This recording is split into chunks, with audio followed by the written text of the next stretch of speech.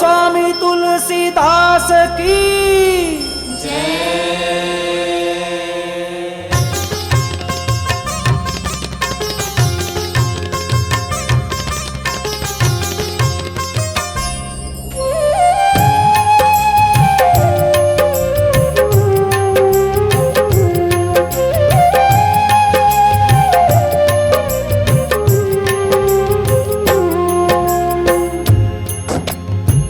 ये मानस गंगा माँ डुबकी लगैया जम्मो संगवारी हो, दाई दीदी भाई बहनी सियान मितान हो।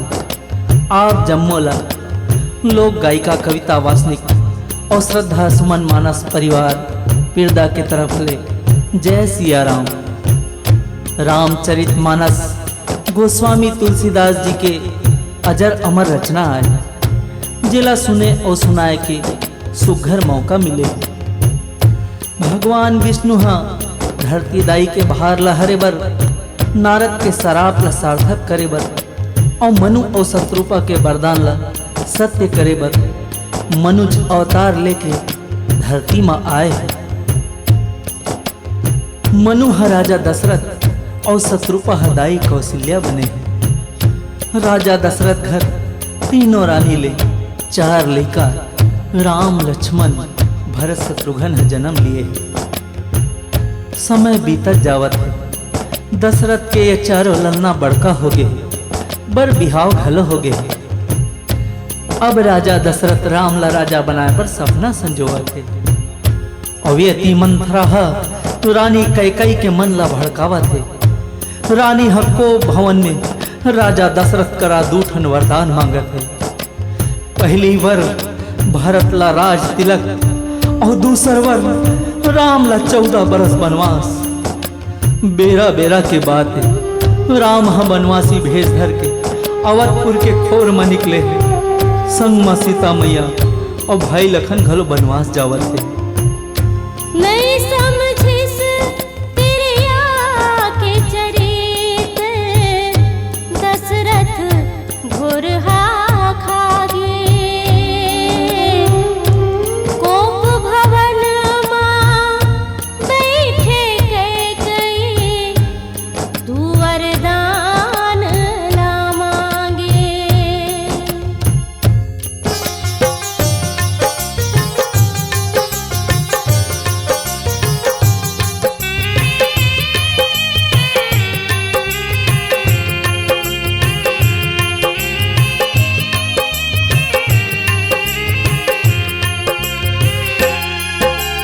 सुनना पर गेरे अवध सुनना हो गेरे, बिना राम रघुराई अवध सुनना हो गेरे। बिना राम रघुराई अवध सुनना हो गेरे। सुनना पर गेरे अवध सुनना हो गेरे, बिना राम रघुराई अवध सुनना हो गेरे। बिना राम रघुराई अवध सुनना हो गेरे।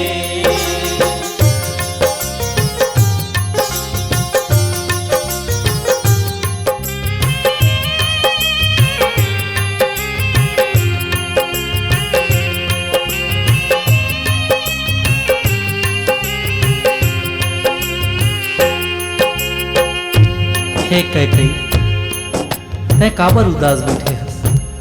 कोनो काहे कही दिस का जे मैं ये मंगल भेष बना के कोप भवन में आए हस। थोड़ी खांस ले, सुघर गोठिया ले, और तोला कहाँ मांगना है मांग ले। बड़ा मांग मांग के रट लगाए हस। अरे मोर 2 ठन वर तो आपका ना पहली नहीं, वही ला सोचत हूँ मिल ही की नहीं। ओहो हा फूस फूस लागते। हे रानी, तै मोला झूठा झन बना, 2 के जगह 4 वर मांग ले। रघुकुल रीत सदा चली आई, प्राण जाई पर वचन न जाई। हे नाथ, मोर वर ला पूरा करो। मोर पहली वर है भरत ला रास तिलक और मोर दूसर वर है राम ला 14 बरस के बनवास। ये तय का मांगत हस रानी, ये तय का मांगत हस ए राम।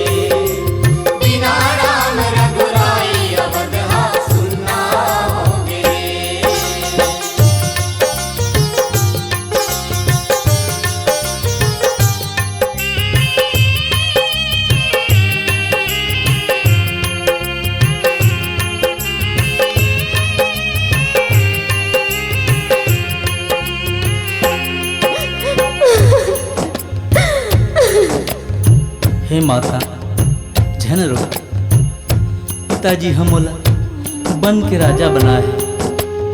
वहाँ मोला बहुत अकन काम करना है। तू मन मोला हंसी खुशी बन जाए के आज्ञा दो। मोर लाला, मैं तोला जागलो नहीं कह सको और रुक जागलो नहीं कह सको। विधि के विधान ला फेरे की गलती हम नहीं कर सकन। जा बेटा, अपन पिता के वचन के पालन कर। हे राम।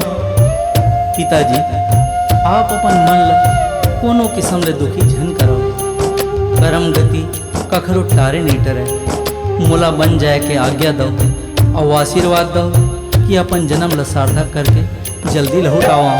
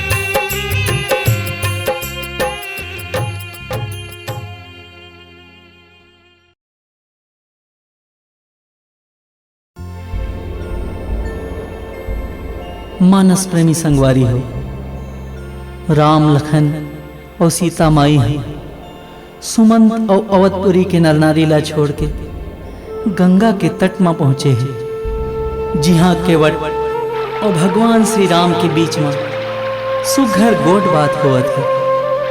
केवट के सुघर बानी हाँ, मयामा सनाए हैं। जिला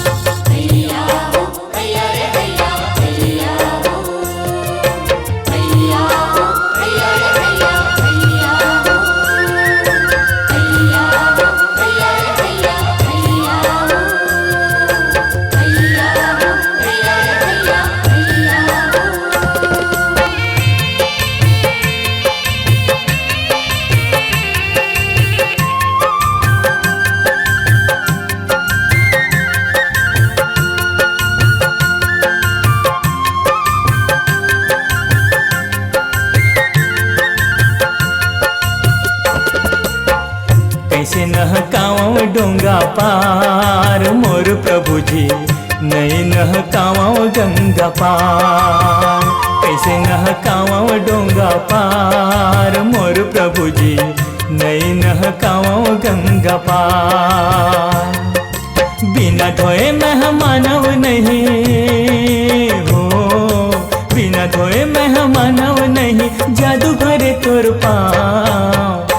कैसे नहकाओ डोंगा पार मोर प्रभु जी नहीं नहकाओ गंगा पार। कैसे नहकाओ डोंगा पार मोर प्रभु जी नहीं नहकाओ गंगा पार।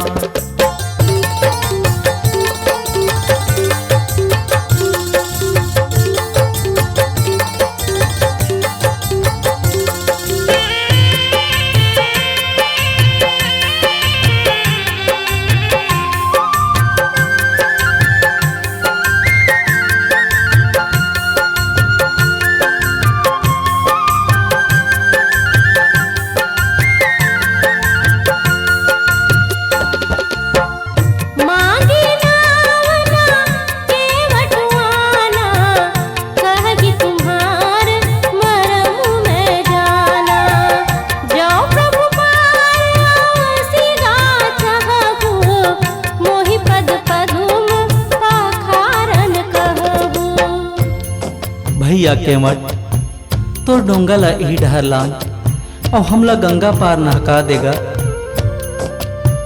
मैं है आपला अपन डोंगा में नहीं बैठा सकूं प्रभु, काबर की मैं जानत हूँ आपके पाँव लगे माँ पखरा नारी बन जथे।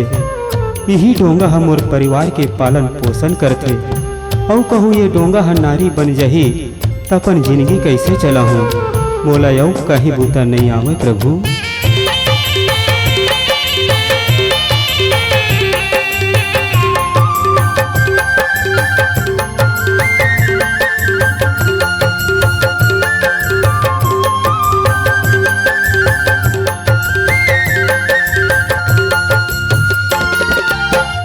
पाँव परत पखरा नारी बन गे गौतम नारी हतर गे।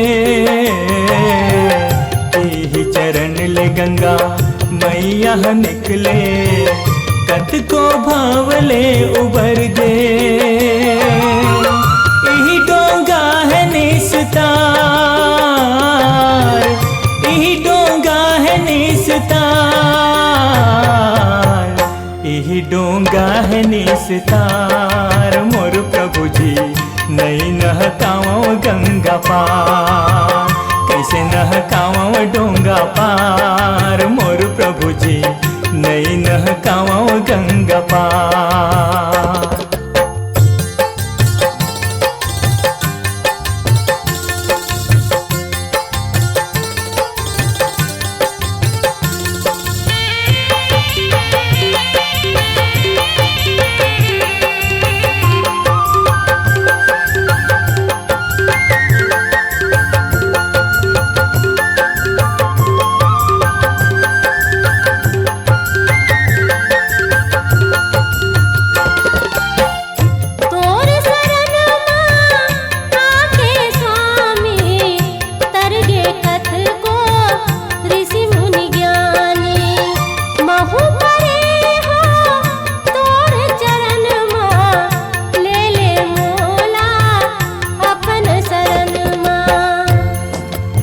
हे प्रभु, आपके गोर ला धोए के बाद आप ला डोंगा में बैठा सकत हूँ और उतराई माँ काहे नहीं लेवा।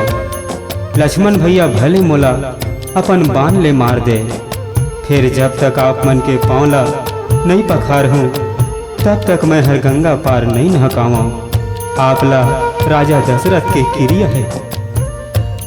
हे भाई केवट, तोर जैसे मन लगा तै वैसन कर। जा जल्दी पानी ला ले और मोर पाँव ला पखार ले। हमला देरी होवत है, हमला बहुत दूर जाना है।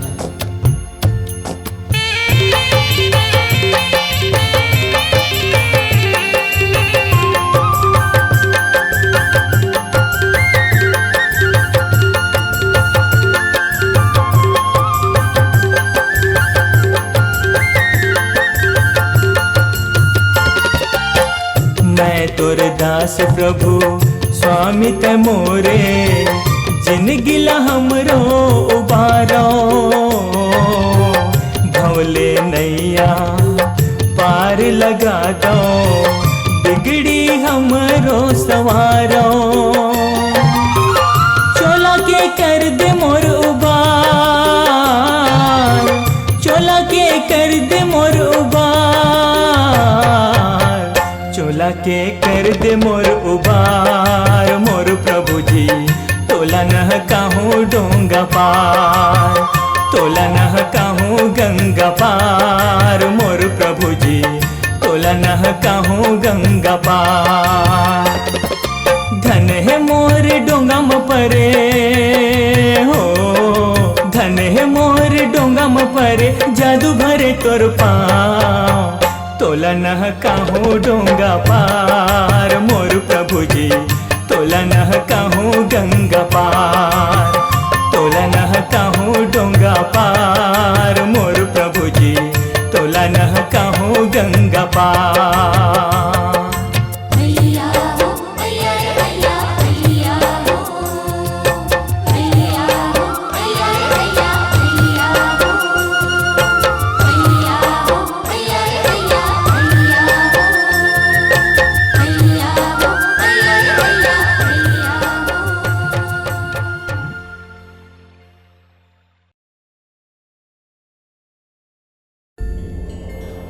छोटे भाई लखन और सीता संग प्रभु राम हाँ पर्ण कुटी में ऐसे सुभायमान हुआ थे, मानो वैराग्य भक्ति और ज्ञान हकाया रूप धर के आए हैं। तीनों चित्रकूटला छोड़ के आगे अत्रि मुनि के आश्रम में आ जाते, जहाँ माता अनसुईया सीता मैया ला नारी धर्म सिखाते।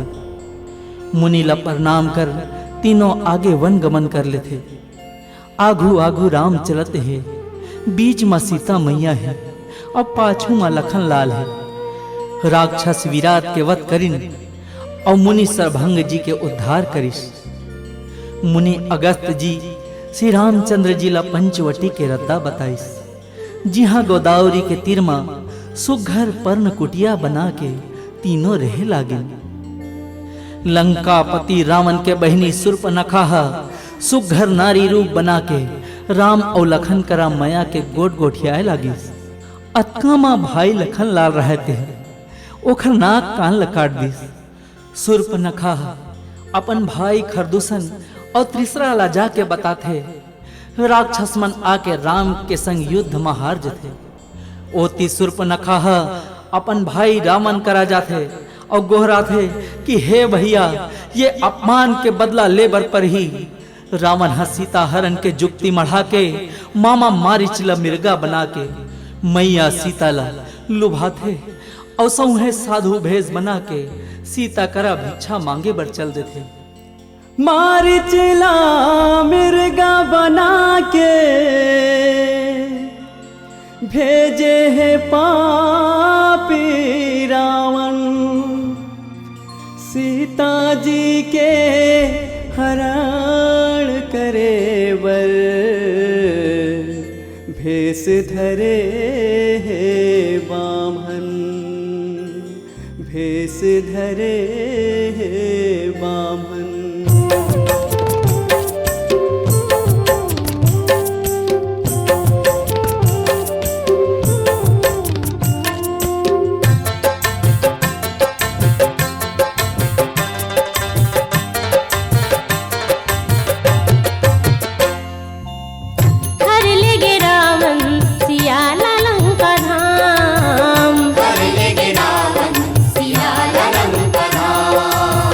हर लेगे रावण सियाला लंका धाम, हर लेगे रावण सियाला लंका धाम। बन बन घूमे लखन रौरा, बन बन खोजे लखन संग राम। हर लेगे रावण सियाला लंका धाम। हर लेगे रावण सियाला लंका धाम।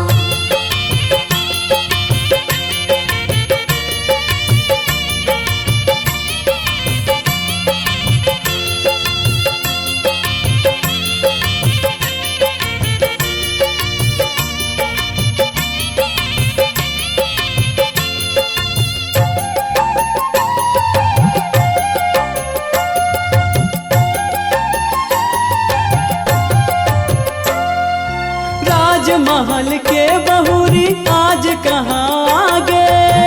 विधि के विधना है वनमा भटका खागे।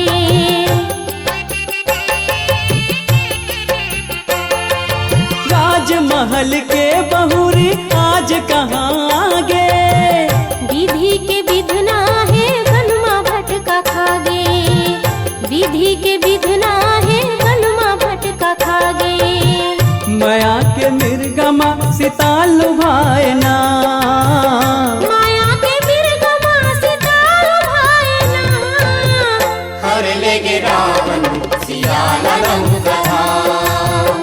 हर लेगे रावण सियाला लंका धाम।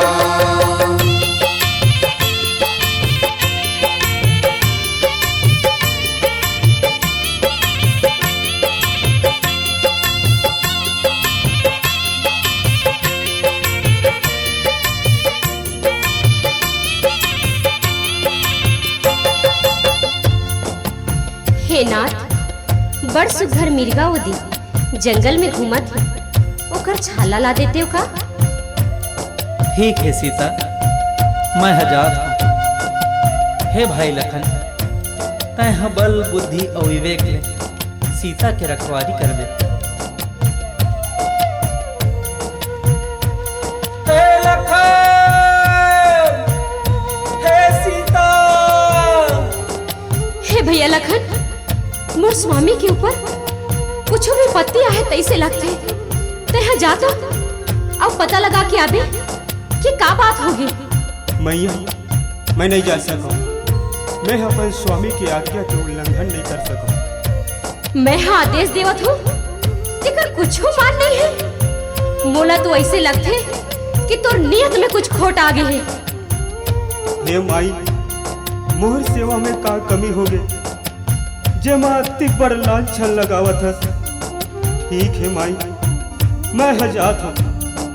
फिर मैं जौन डाड़ खींचत हूँ तेला पार करके बाहर झन जाबे।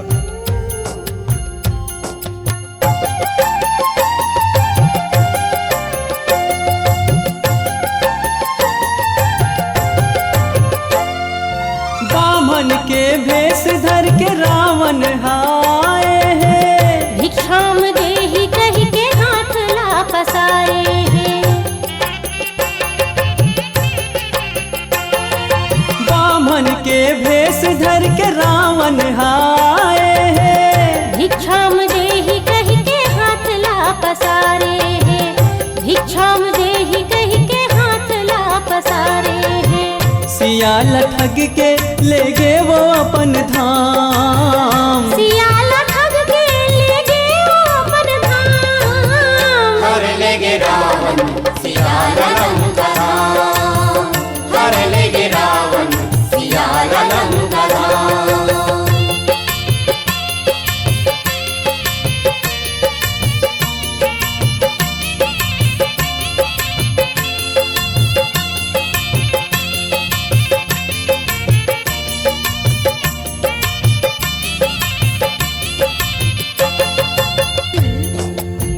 भिक्षा मिले महतारी, भिक्षा मिले मैया। ले बाबा, ये फल ग्रहण करो। हे माई, मोर गुरु हर घर भीतर जाके भिक्षा लेबर नहीं कहे। तय हर बाहिर में आके भिक्षा देवे तभे लूँ, नहीं ते मैं हजात हूँ। ले महाराज। रावण सीता के हाथ ला धर के रथ में बैठार देते और लंका डहर चल देते।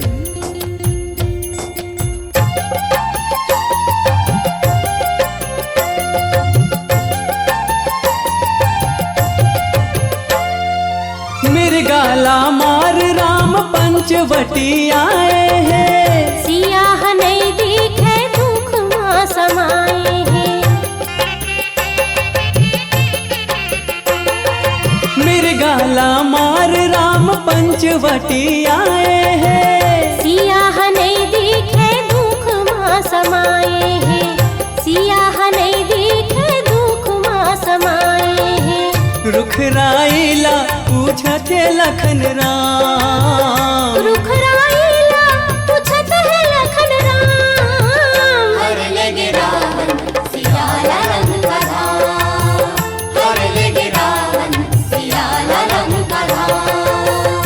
बन बन घूमे लखन औरा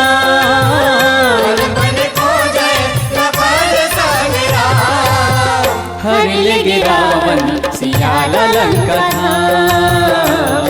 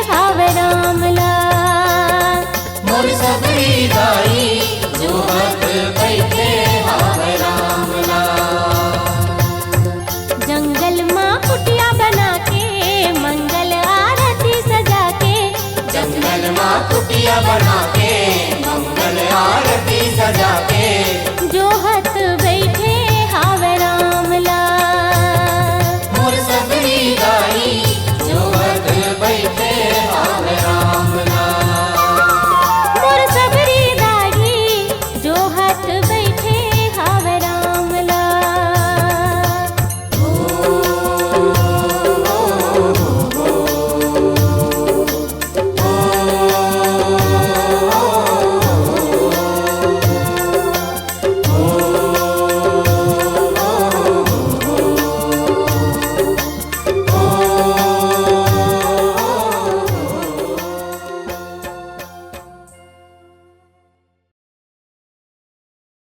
कृपा निधान भगवान श्री राम हैं। बाली ला मोक्ष देके सुग्रीव ला किष्किंधा के राज सौंप दे थे।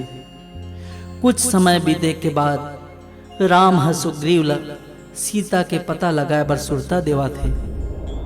सुग्रीव ह हनुमान अंगद जामवन नल नील आदि वानर मन ला सीता के पता लगाए खातिर भेजथे। सबो झन सीता के पता लगावत समुद्र के ठौर में आके सोच विचार करे लागथे और सब अपन अपन बल के बड़ाई करे लागिस। सबो बानर भलुआ मिलके हनुमान करा जाथे, ओखर बल बुद्धि ला जनवाथे।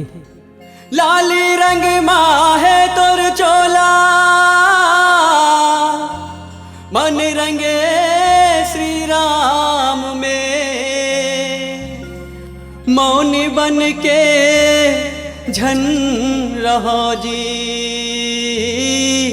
सुधलो हरि के काम में सुधलो हरि के काम में।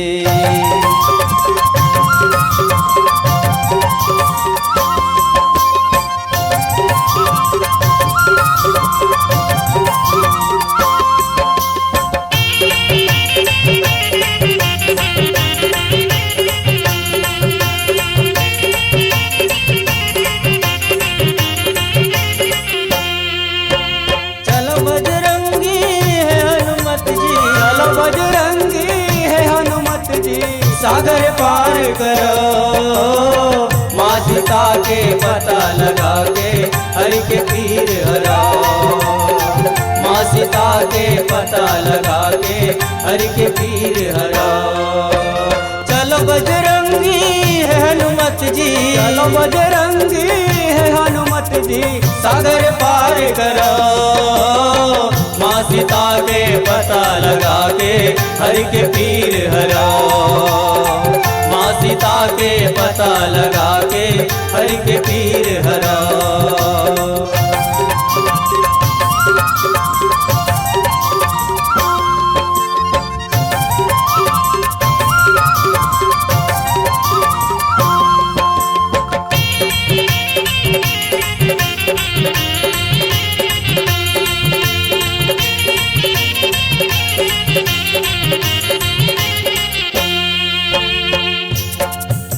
अंगद बेटा अब तुम्हें डोकरा हो गए हो।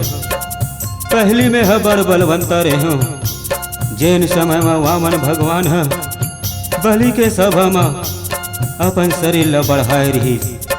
वही बेरामा में है दू घड़ी में 7 घावर लगाए रहे हो। जामवंत जी मैं सागर के ओ पार जा तो सकत हूँ, फिर मोला वापिस आए में भूस लागत है। हे हनुमान हे बलवान सुनोते हैं काबर चुप्पी साधे हसगा। तय पवन के लइका तोर बल है ओकरे समान है और तय हर बुद्धि विवेक के खदानस।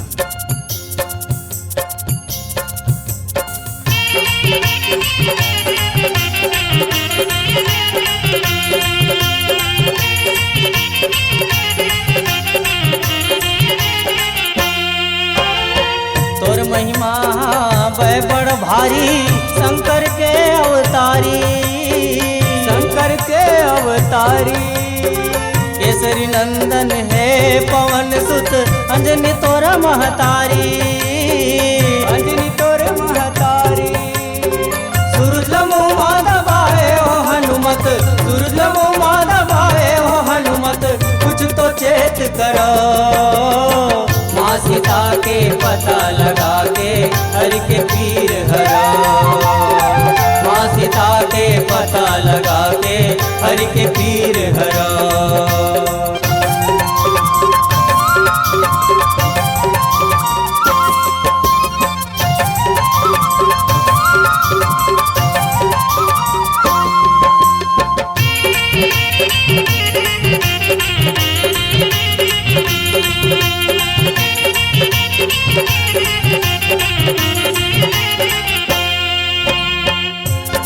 हे हनुमान, ए जगत में ऐसे का काम है जे लते है नहीं कर सकबे।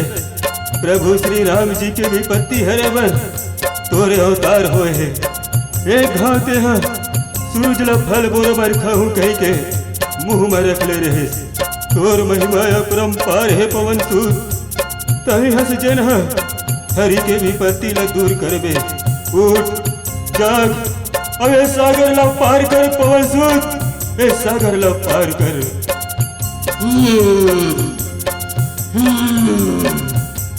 जय श्री राम, जय श्री राम। मैं तो ये सागर ला खेल खेल में नाग जाऊं जामवंत जी। रावण ला मार के त्रिकुट पर्वत ला उखाड़ के ला सकत हूँ। हे जामवंत जी बताओ मोला क्या करना है। हे हनुमान, ते सीता मैया के पता लगा बस के आ जबे। तहने हरिहा अपन ढंग ले राक्षस मन ला मार के सीता ला ला दी। हे संगवारी हो, तुमन दुख सुखला सहत कंद मूल फल खावत, तब तक मुरद्दा देखो जब तक मैं सीता मैया के पता लगा के नहीं आ जाऊं।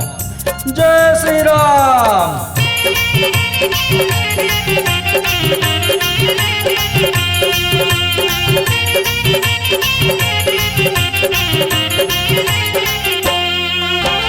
महावीर तय हे बजरंगी, सबले बड़े सतसंगी, सबले बड़े सतसंगी।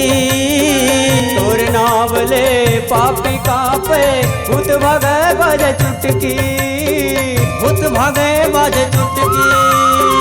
दुखिया के दुख हरैया हो हनुमत, दुखिया के दुख हरैया हो हनुमत, हरि के नाम लेवो।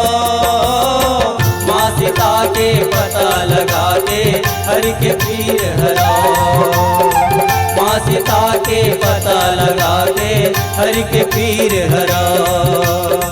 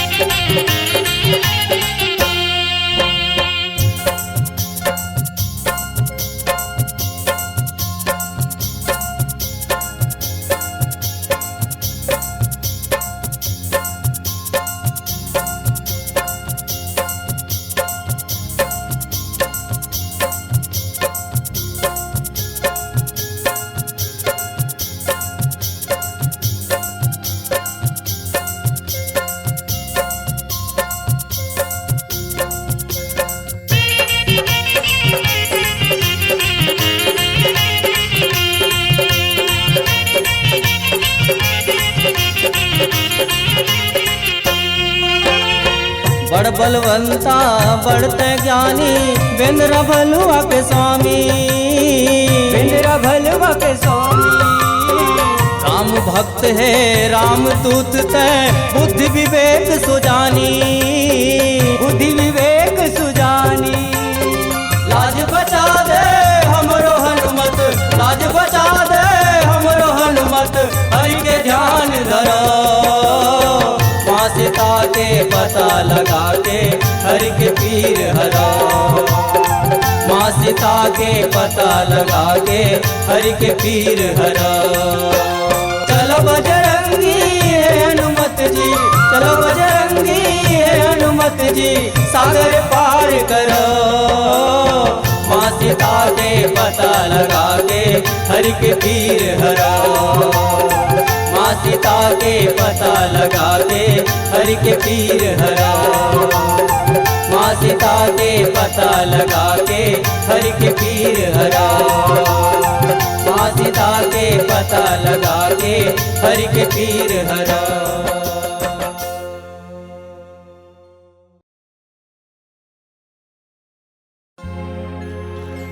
तोर चरण के दासी बनके आए हो रघुराई। तोर दरस पाए बर स्वामी तरसत हाँ दिन राती। बिरहा के आगे माँ जर जर के तन होवत है मोर खुआ। आके दरस दिखा दे स्वामी सुन ले मोर गुहार।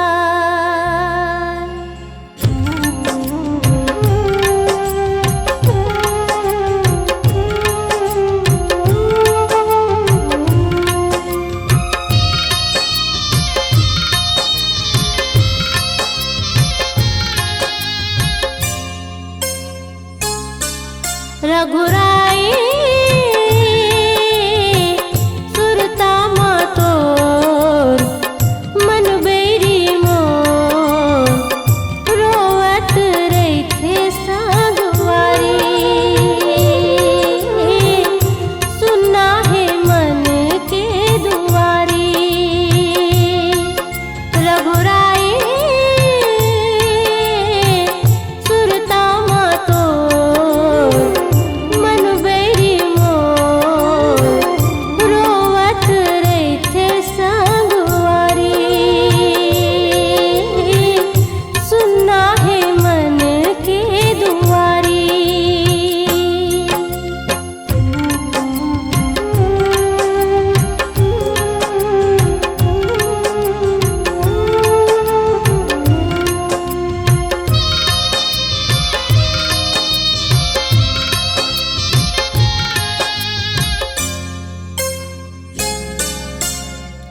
तोला देखे बर स्वामी नैना तरस गे। छतिया माया गी सुन गे जेरा मोर जर गे। तोला देखे बर स्वामी नैना तरस गे। छतिया माया गी सुन गे जेरा मोर जर गे। आँखें माँ छाए हैं अंधियारी। सुनना है मन के दुआरी। रघुराई सुरता मातोर मन बैरी मोर रोवत रही थे संगवारी। सुनना है मन के दुआरी।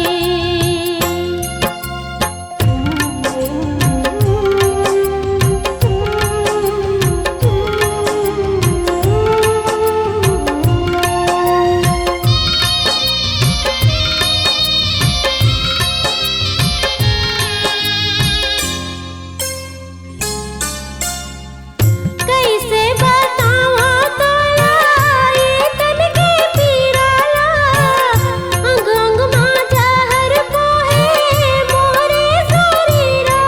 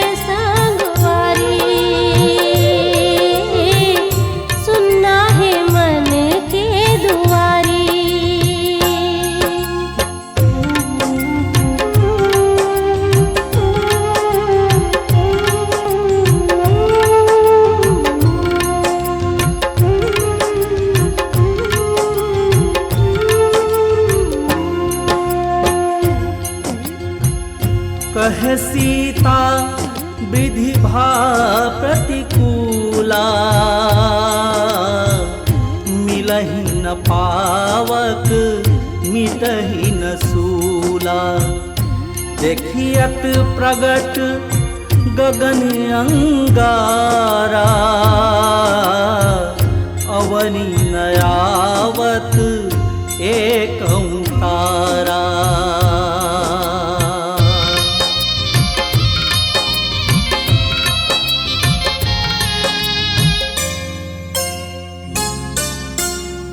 मुश्किल है जीना स्वामी तोरे से बिना हो, रास्ता जो है तेरे था बिना महीना हो। मुश्किल है जीना स्वामी तोरे से बिना हो, रास्ता जो है तेरे था बिना महीना हो।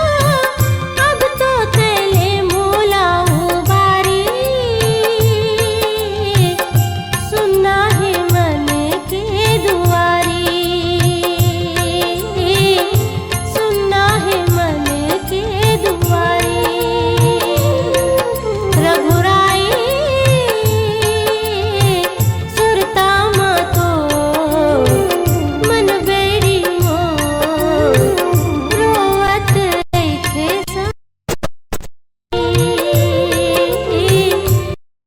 है मन के दुआरी, के दुआरी। सुनना है मन के दुआरी।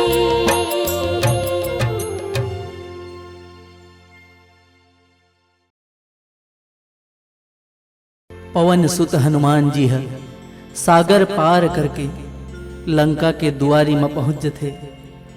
वही मेरे लंकिनी के उद्धार करके लंका में प्रवेश करते।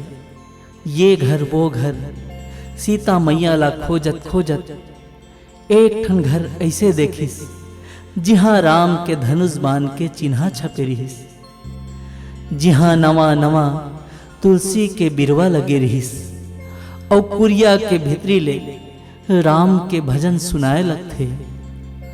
पाप कर जे नरक में जावे, नहीं होवे उधार। राम भजन ला गाले मनवा,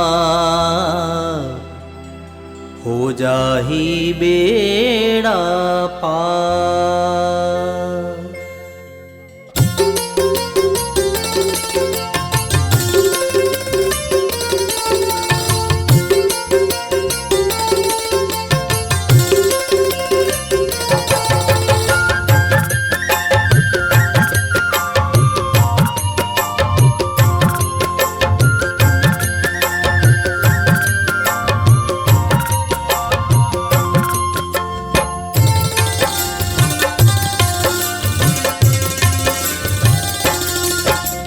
मितवा तै कैसे भुलाए रे, मोर मितवा तै कैसे भुलाए रे। बिना भजन के बिरथा है जिनगानी रे, बिना भजन के बिरथा है जिनगानी रे। गाले मोर भैया राम कहानी रे,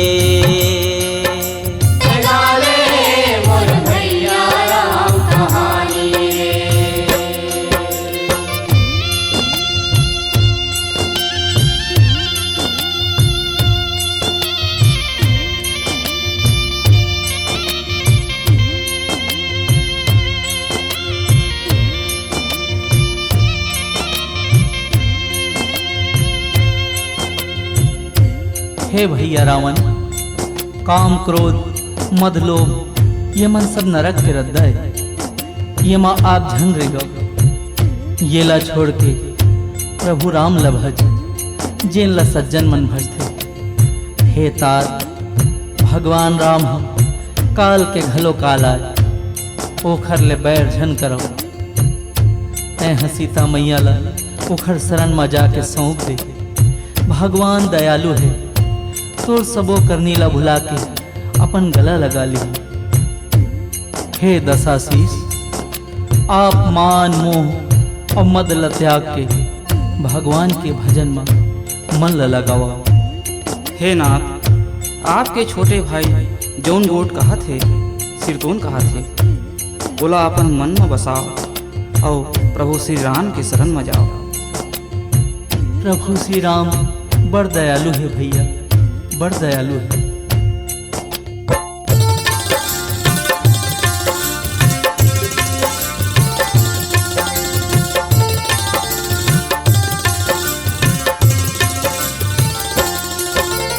बैरी बन के झन रही बेत जग भर मैं बगराने, गर्भ गुमानी ल छोड़ दे भाई झन तय धर्मी कहाबे। बैरी बन के झन रही बेत जग भर मैं बगराने, गर्भ गुमानी ल छोड़ दे भाई झन तय धर्मी कहाबे। झन तय धर्मी कहाबे। मिल जाही तोर तन्हा माटी पानी माँ, मिल जाही तोर तन्हा माटी पानी माँ। तय गाले मोर भैया राम कहानी रे। मोर भैया राम कहानी रे।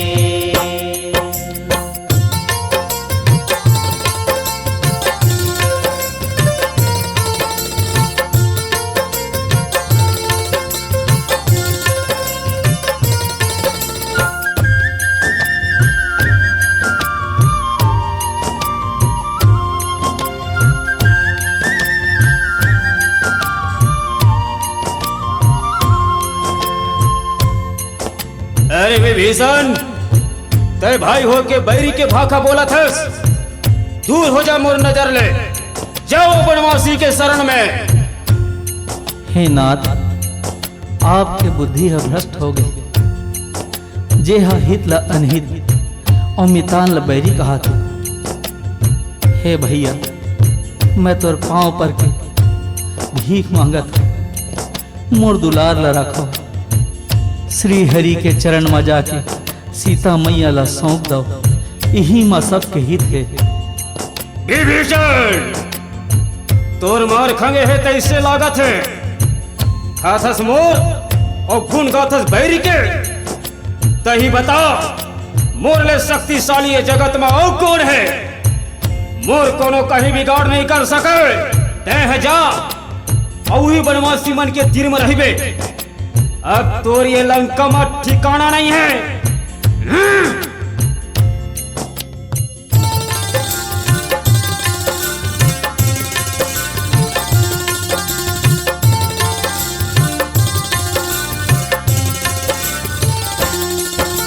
मोर मोर तय कही के मर गे, अहम भरे तोर मन राम भजन लगाल रे मनवा, का राखे है ये तन मोर मोर तय कही के मर गे, अहम भरे तोर मन राम भजन लगाल रे मनवा, का राखे है ये तन का राखे है ये तन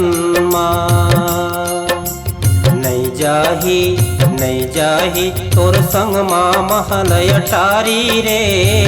जाही तोर संग माँ महल अटारी रे। गाले मोर भैया राम कहानी रे। मोर भैया राम कहानी रे। आहा, आज लंका के एकमात्र सतुगुनी आत्मा विभीषण और राम भक्त हनुमान की भेंट होते। भक्ति पद के दो शिखर पुरुष मन के पहली घाव मिलना अपन आप में एक रोमांचक फल रही। विभीषण हनुमान जी ला देवी सीता के ठौर अशोक वाटिका के पता बताते। हनुमान जी अशोक वाटिका में आके एक पेड़ में चक जते और वीरहीन सीता माता के दर्शन करते।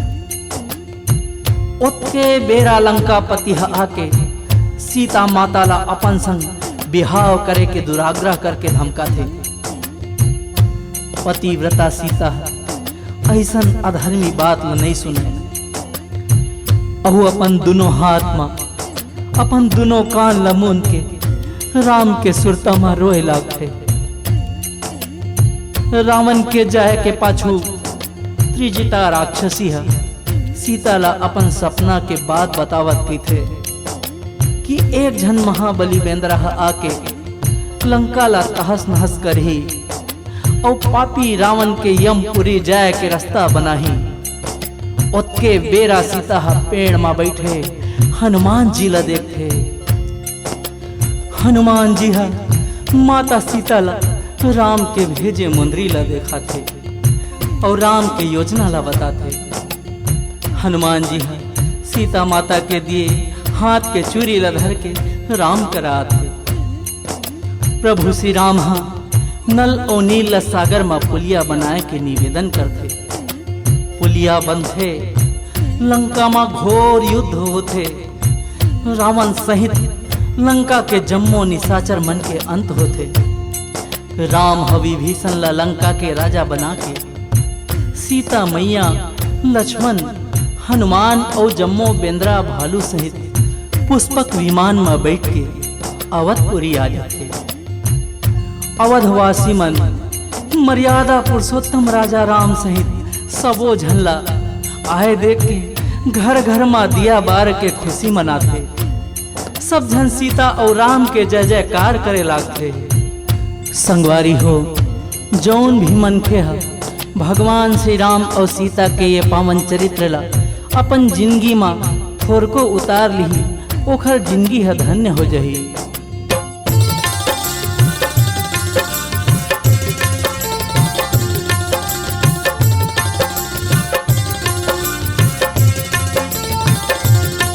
मोर मितवा तय कैसे भुलाए रे। मोर मितवा तय कैसे भुलाए रे। बिना भजन के बिरथा है जिनगानी रे। बिना भजन के बिरथा है जिनगानी रे। तगाले मोर भैया राम कहानी रे। तगाले मोर भैया राम कहानी रे। तगाले मोर भैया राम कहानी रे। तगाले मोर भैया राम कहानी रे। तगाले मोर भैया राम कहानी रे। बोलो सिया